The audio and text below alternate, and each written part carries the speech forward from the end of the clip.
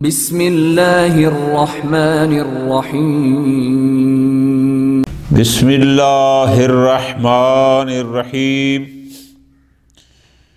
اما القسم الاول فاعتبارہ فی الجملۃ مما لا اشکال فیہ ولا خلاف الی آخرہ۔ پوری توجہ، بات ہماری یہ چل رہی تھی کہ عمل بالظن، تعبد بالظن کے بارے میں اصل حرمت العمل ہے، اصل حرمت ہے۔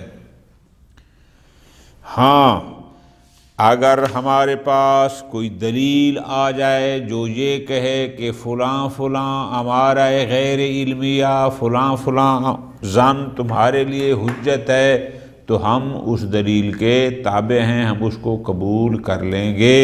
ہم پھر ان ظنون کا نام رکھتے ہیں ظنون خاصہ۔ گزشتہ درس میں ہماری بات یہ تھی کہ ہمارے پاس دو قسم کی امارات ہیں غیر علمیہ، ظنون خاصہ میں آتے ہیں۔ کچھ امارات ہیں جو مراد متکلم کو مشخص کرنے کے لیے کارآمد ہوتی ہیں، اور کچھ امارات غیر علمیہ ہوتے ہیں جو تشخیص اوضاع میں جو یہ بتاتے ہیں کہ یہ لفظ کس معنی کے لیے وضع ہوا، یہ لفظ کس معنی میں حقیقت ہے، یہ لفظ کس معنی میں ظہور رکھتا ہے۔ خوب، ہم نے کہا کہ دو قسم کے ہمارے پاس امارات ہیں۔ اس دن گزارش کی تھی کہ شیخ اعظم انشاءاللہ ان ظنون میں سے کہ کچھ ہیں جن کا معتبر ہونا حجت ہے، کچھ ہیں کہ جن کو کچھ لوگ معتبر سمجھتے ہیں، کچھ نہیں سمجھتے، انشاءاللہ شیخ اعظم ان سب کو موضوع بحث قرار دیں گے۔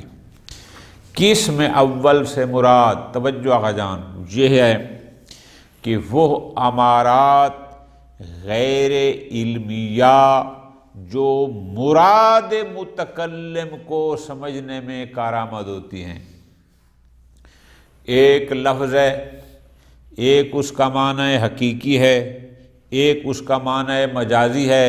احتمال ہے کہ متکلم نے معنی مجازی میں استعمال کیا ہو، تو اس احتمال کو رفع کرنے کے لیے ہم کہتے ہیں اصالۃ الحقیقہ۔ ایک لفظ ہے، متکلم نے مطلق استعمال کیا، لیکن احتمال تقیید بھی ہے کہ شاید اس نے کوئی قید لگائی ہو جو ہم تک نہ پہنچی ہو۔ اس احتمال کو رفع کرنے کے لیے ہم جاری کرتے ہیں اصالۃ الاطلاق۔ ایک لفظ ہے، متکلم نے عام استعمال کیا، لیکن احتمال تخصیص بھی ہے کہ شاید اس نے کوئی مخصص لگایا ہو جو ہمیں معلوم نہ ہو، تو اس احتمال تخصیص کو رفع کرنے کے لیے ہم کہتے ہیں اصالۃ العموم۔ یہ بات گزشتہ درس میں گزارش کی تھی کہ شیخ اعظم یہ فرماتے ہیں کہ در حقیقت یہ چاہے وہ اصل عموم ہو، چاہے اصالۃ الحقیقہ ہو، چاہے اصالۃ الاطلاق ہو، ان سب کی برگشت ایک اور اصل کی طرف ہے۔ ان سب کا خلاصہ اس میں کیا؟ اصل عدم القرینہ۔ کیونکہ ظاہر ہے معنی مجازی میں استعمال کرے گا تو اس کو قرینہ لانا پڑے گا، اگر مخصص معنی خاص میں استعمال کریں تو تخصیص کو یا بیان کرنا ہوگا یا کوئی قرینہ۔ اصل عدم القرینہ علی المجاز، اصل عدم القرینہ الی آخر، یہ ساری بات ہم نے گزشتہ میں پڑھی تھی۔ یہ بات بھی گزشتہ درس میں گزارش کی تھی کہ شیخ اعظم کے نزدیک ان سب اصول کہ جو مراد متکلم کو واضح کرنے کے لیے، معین کرنے کے لیے آتی ہیں، ان کی برگشت ہے اصل عدم القرینہ الصارف عن الحقیقہ، اصل عدم القرینہ الصارف عن الاطلاق، اصل عدم القرینہ الصارف عن العموم۔ شیخ اعظم رحمۃ اللہ علیہ فرماتے ہیں کہ ان سب کی برگشت اور محور ایک اصل ہے جس کو کہتے ہیں اصالت عدم القرینۃ الصارفہ. جبکہ انشاءاللہ اللہ نے توفیق دی آپ کفایت الاصول پڑھیں گے، ملا خند خراسانی رحمۃ اللہ علیہ وہ فرماتے ہیں کہ ان سب کی برگشت ہے اصالت الظہور کی طرف.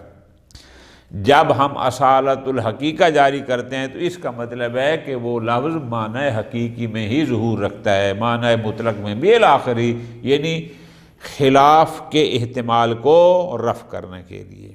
تو پس آپ یوں بھی کہہ سکتے ہیں کہ قسم اول اس بارے میں ہے کہ وہ امارات غیر علمیہ جو مراد متکلم کو واضح کرنے کے لیے آتی ہیں، یہ بات بھی ایک ہی ہے.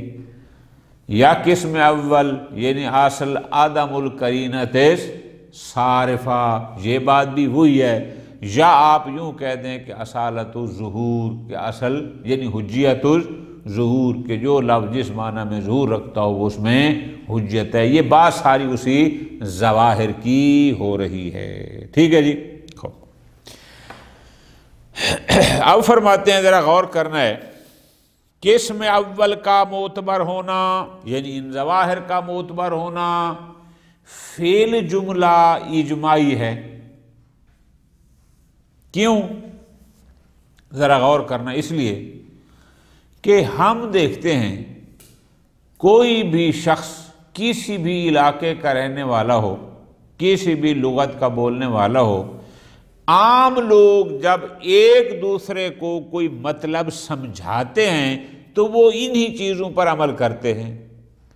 یعنی کوئی بھی شخص اپنی لغت میں جب کوئی ایک معنی لفظ استعمال کرتا ہے اس کا معنی حقیقی بھی ہو اور مجازی بھی ہو، اور مجازی پر کوئی قرینہ نصب نہ کرے تو اگلا بندہ ہمیشہ اس کو معنی حقیقی پر حمل کرتا ہے. یعنی یہ عام عقلاء عالم کا طریقہ یہی ہے کہ وہ اپنی گفتگو میں انہی پر عمل کرتے ہیں. شارع نہ فقط عقلاء میں سے ہے رئیس العقلاء بلکہ خالق العقل. تو جو انداز دوسری یہ سارے عقلاء کا ہے اپنی گفتگو میں جو استعمال کرتے ہیں، شارع نے بھی اسی پر عمل کیا ہے. اگر اس سے ہٹ کر کوئی شارع کا طریقہ ہوتا تو پھر وہ ہم تک نقل ہو کے پہنچ جاتا کہ عام لوگ تو یہ کرتے ہیں لیکن ہم اس کو یوں کہتے ہیں. ایسی کوئی بات ہم تک پہنچی نہیں. تو پس غور کرنا بالکل آسان سی بات ہے، انشاءاللہ تفصیل ہم اگلے درس میں شروع کریں گے. آج فقط اس کا مقدمہ ہے. اس بات میں تو سب متفق ہیں کہ یہ جو ظواہر ہیں، یہ جو بعض امارات غیر علمیہ جن کی ہم نے بات کی ہے، اصالت الحقیقہ فلاں یا اصل عدم القرینۃ صارفہ وغیرہ، ان کے فعل جملہ حجت ہونے میں، معتبر ہونے میں تو کسی قسم کی کوئی بحث نہیں. لوگ ظواہر پر عمل کرتے ہیں، اصالت و عدم القرینہ پر عمل کرتے ہیں. دو چیزیں ہیں جن کو ہم نے موضوع بحث قرار دیا، جن کو ہم چھیڑیں گے.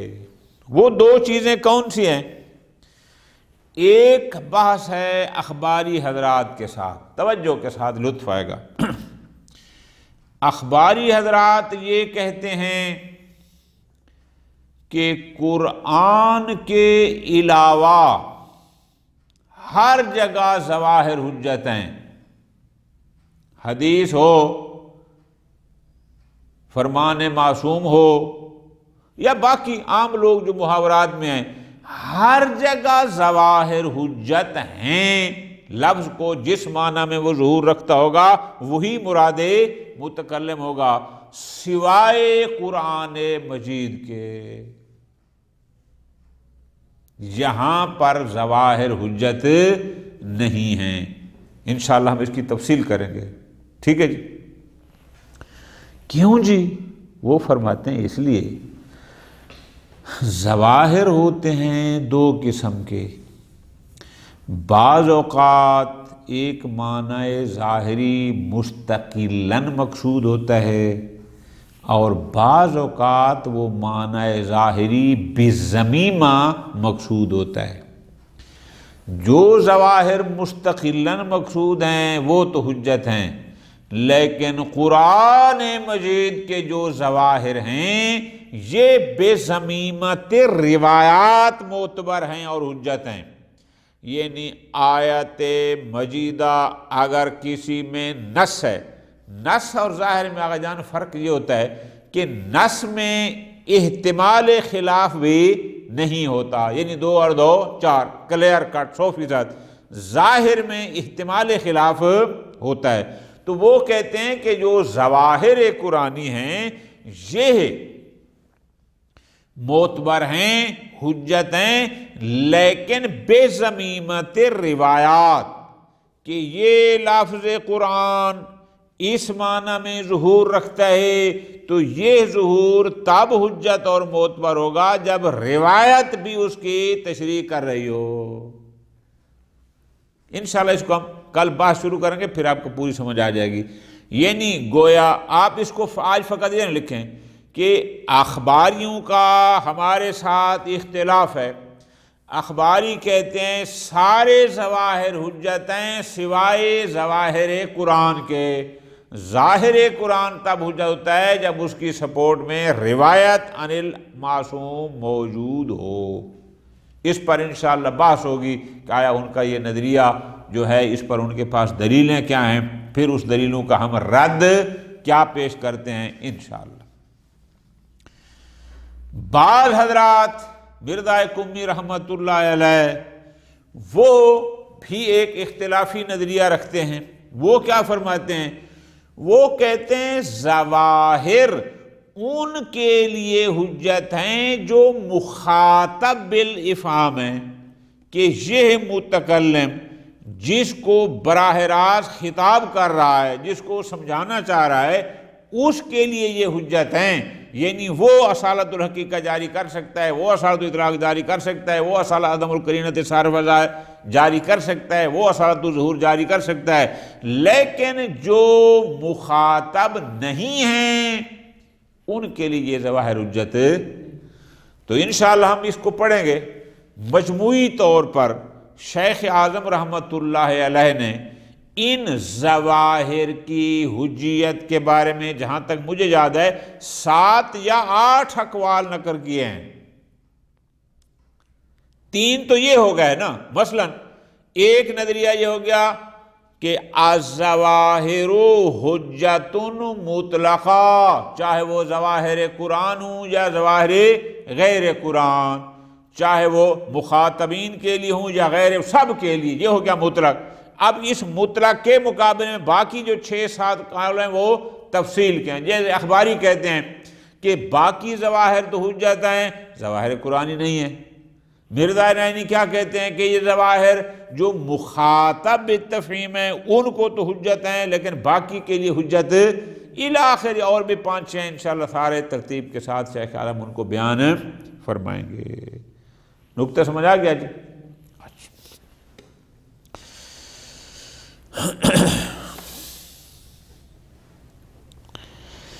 اما القسم الاول، قسم اول کون سی تھی آقا جان؟ کہ جن امارات غیر علمیہ پر عمل کیا جاتا ہے مراد متکلم کو مشخص کرنے کے لیے، یا بالفاظ دیگر یوں کہیں قسم اول یعنی اصالت و عدم القرینۃ صارفہ، اس کے ذریعے مراد متکلم کو، یا آپ کہہ سکتے ہیں او اصالت الظہور یعنی حجیت ظواہر۔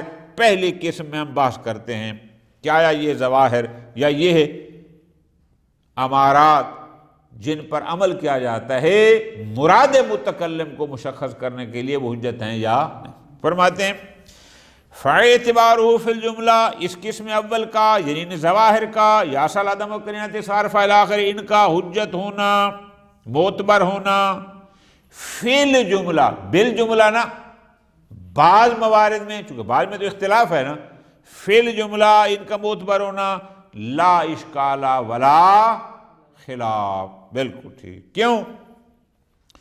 لأن المفروض، چونکہ ہم نے فرض یہ کیا ہے کہ کون و تلک الامور، یہ امور جو ہم نے کل پڑھے تھے اور ذکر کیا تھا کہ جو مراد متکلم کو مشخص کرنے کے لیے آتے ہیں، جیسے اصالت الحقیقہ، اصالت الاطلاق، اصالت الفلان فلان فلان الی آخری، معتبرتاً عند اہل اللسان فی محاوراتہم، جو جس زبان کا بھی شخص ہے وہ اپنی گفتگو میں المقصود بہ التفہیم، جب وہ اپنے ان محاورات میں دوسرے کو کچھ سمجھانا چاہتا ہے تو ہر زبان کے لوگ انہی پر عمل کرتے ہیں، اردو والا اپنے حساب سے، عربی والا اپنے حساب سے، سارے لوگ تقریباً انہی پر امارات پر مراد متکلم کو مشخص کرنے کے لیے عمل کرتے ہیں۔ اچھا، یہ بات ہو گئی طے کہ سارے لوگ عقلاء عالم آپ یوں کہیں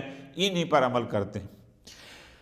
وَمِنَ الْمَعْلُومِ بَدَاهًا، اور ادھر سے ہمیں اس بات کا بھی علم بدیہی اور ضروری ہے، یہ بھی ہمارے لیے کلیئر ہے، کنفرم ہے کہ ان طریقہ محاورات الشارع فی تفہیم مقاصدہ للمخاطبین، کہ شارع کا جو انداز محاورہ ہے، جو شارع اوامر و نواہی وغیرہ بیان فرماتا ہے، اپنے مخاطبین کو اپنے مقصود سمجھانے کے لیے لم یکن طریقاً مخترعاً مغایراً لطریق محاورات اہل لسان، شارع کا طریقہ دیگر لوگوں کے طریقوں سے کوئی علیحدہ اور منفرد نہیں ہے۔ یعنی کیا مطلب کہ دیگر عقلاء عالم تو اپنی بات سمجھانے کے لیے، سمجھنے کے لیے اصالت الحقیقہ کو جاری کرتے ہوں، اصالت الاطلاق کو جاری کرتے ہوں، اصالت الظہور کو جاری کرتے ہوں، لیکن شارع کا طریقہ ان سے ہٹ کر ہو اور سارے ان کو معتبر نہ سمجھتا ہو، ایسا نہیں ہے۔ شارع کا بھی انداز وہی ہے جو باقی عقلاء کا ہے۔ کیوں؟ شارع بھی انہی عقلاء میں سے ہے، بلکہ رئیس العقلاء ہے، بلکہ خالق العقل ہے، اسی پر ہوگا۔ بس فعل جملہ ان کے حجت ہونے میں تو کوئی شک و شبہ نہیں۔ ہاں، انما الخلاف والاشکال واقع فی موضعین، البتہ اختلاف و اشکال ہے دو مقامات پر۔ میں نے آپ کو گزارش کی ہے کہ فی الحال شیخ عالم 2 لکھ رہے ہیں، لیکن مجموعاً اس بارے میں 7 یا 8 نظریے بیان کریں گے آگے انشاءاللہ تفصیلات میں۔ ابھی پڑھ رہے ہیں نا۔ ایک تو طے ہو گیا کہ ظواہر حجت ہیں، یہ ہمارا جو فلاں فلاں یہ حجت ہیں مطلقہ، لیکن 2 مقامات پر یعنی 2 جگہوں پر اختلاف نظر ہے۔ وہ کیا؟ احدہما جواز العمل بظواہر الکتاب، ایک ہے کہ آیا ظواہر قرآن بھی اسی طرح حجت ہیں جیسے دیگر ظواہر حجت ہیں۔ حدیث کے الفاظ، عام روٹین جو متکلمین جتنے الفاظ بولتے ہیں، کیا ان ظواہر کتاب کا حکم بھی دیگر ظواہر کی طرح ہے؟ ایک تو اس میں اختلاف اور اشکال ہے۔ انشاءاللہ آگے میں گزارش کی ہے کہ اخباریوں کا ہمارے ساتھ اس بارے میں اختلاف ہے۔ والثانی، اور دوسرا اختلاف اس میں ہے کہ ان العمل بالظواہر مطلقاً فی حق غیر المخاطب بہا قام الدلیل علیہ بالخصوص عملہ، کہ یہ ظواہر آیا مطلقاً حجت ہیں، حتیٰ اس کے لیے تو ہیں ہی ہیں نا جو مخاطب ہے، لیکن جو مخاطب نہیں ہے آیا اس کے لیے بھی یہ عمل ان ظواہر حجت ہیں، عملہ و بعد میں آ رہا ہے یا ایسا نہیں ہے۔ میں نے گزارش کی ہے چونکہ محقق نائینی رحمۃ اللہ علیہ یہ ہے کہ یہ ظواہر فقط مخاطبین کے لیے حجت ہیں، غیر مخاطب کے لیے نہیں ہیں۔ انشاءاللہ آگے کہ بحیث لا یحتاج الی اثبات انسداد باب العلم فی الاحکام، کو دلیل انسداد کے علاوہ کوئی اور دلیل ہو کہ جو کہہ رہی ہو کہ یہ غیر مخاطب کے لیے بھی حجت ہیں، عملہ یا ایسا نہیں۔ خوب، اب مقصد یہ ہے والخلاف الاول، جو پہلا اختلاف ہے، یعنی کیا اس ظواہر کتاب پر عمل کرنا جائز ہے یا جائز نہیں؟ یا آپ اس کو آسان سمجھنے کے لیے یوں کہیں کہ جو پہلا اختلاف ہے کہ آیا ظواہر قرآن حجت ہے یا نہیں، اس اختلاف کی وجہ کیا ہے؟ والخلاف الاول ناظر الی عدم کون المقصود بالخطاب استفادۃ المطلب منہ مستقلا۔ وہ کہتے ہیں ظواہر دو قسم کے ہوتے ہیں، ایک ہوتے ہیں کہ جو مقصود بالخطاب ہوتے ہیں مستقل، اور ایک ہوتے ہیں کہ جو ہوتے ہیں بے ضمیمہ۔ یہ حضرات کہتے ہیں کہ جناب قرآن مجید میں جو ظواہر ہیں، اور فرماتے ہیں وہاں پر جو مقصود بالخطاب ہے وہ مستقل نہیں ہے بلکہ بے ضمیمۃ روایات ہے۔ جب تک روایات اس کے ساتھ نہ ہوں تب تک وہ ظواہر حجت نہیں ہے۔ یہ انشاءاللہ پڑھیں گے، ابھی فقط مقدمہ ہے۔ والخلاف الثانی، اور جو دوسرا اختلاف ہے ناظر، وہ اس لحاظ سے ہے کہ الی منع کون المتعارف بین اہل اللسان۔ وہ فرماتے ہیں کہ ہم دیکھتے ہیں معاشرے میں اہل لسان میں جو بندہ جس زبان کا بھی ہے، جب وہ گفتگو کرتا ہے تو وہ کہتے ہیں ایسا متعارف نہیں ہے کیا اعتماد غیر من قصد افہامہ بالخطاب، کہ ایک مقصود بالافہام ہوتا ہے، وہ ہوتا ہے مخاطب جو سامنے بیٹھا ہے۔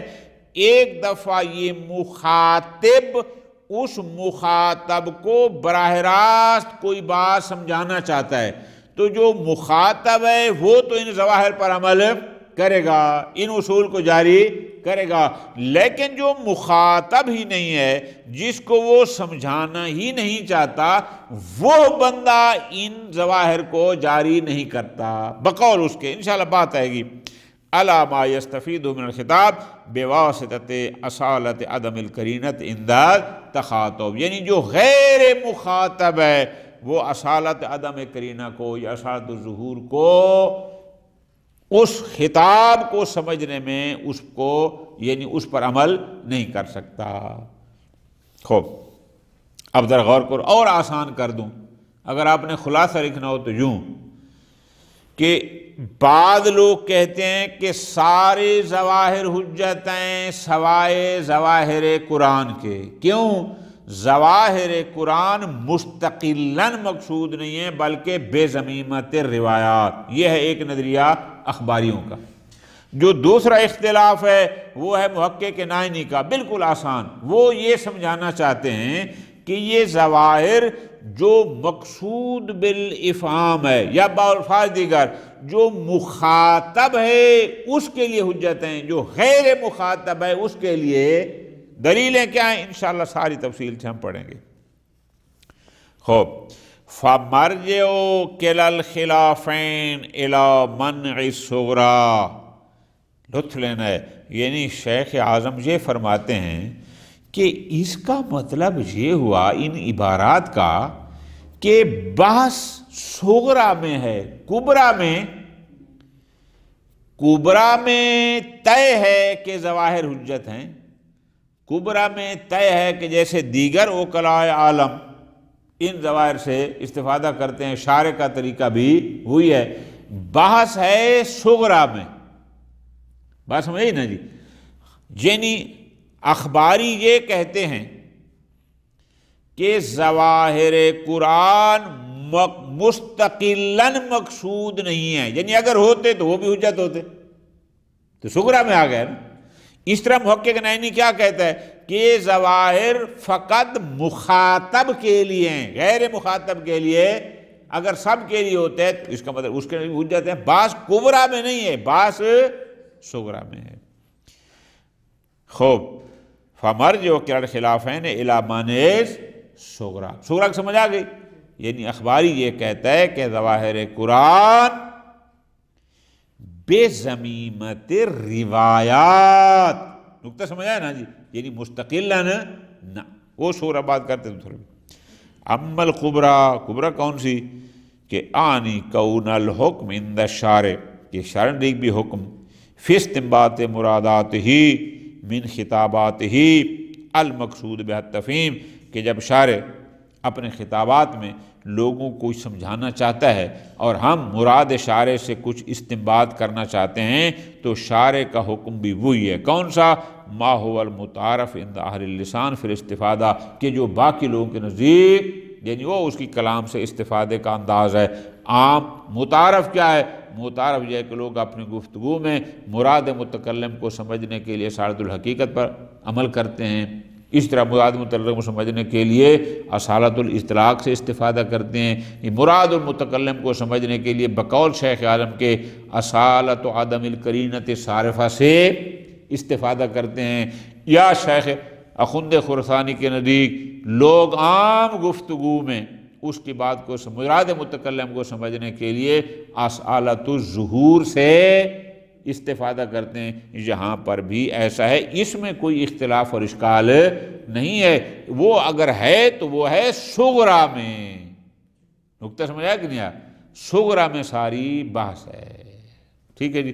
اب وہ بحث کیا ہے انشاءاللہ لمبی چوڑی کل سے اس کو زندگی رہتی شروع کریں گے۔ صلی اللہ علیہ محمد وآلہ محمد۔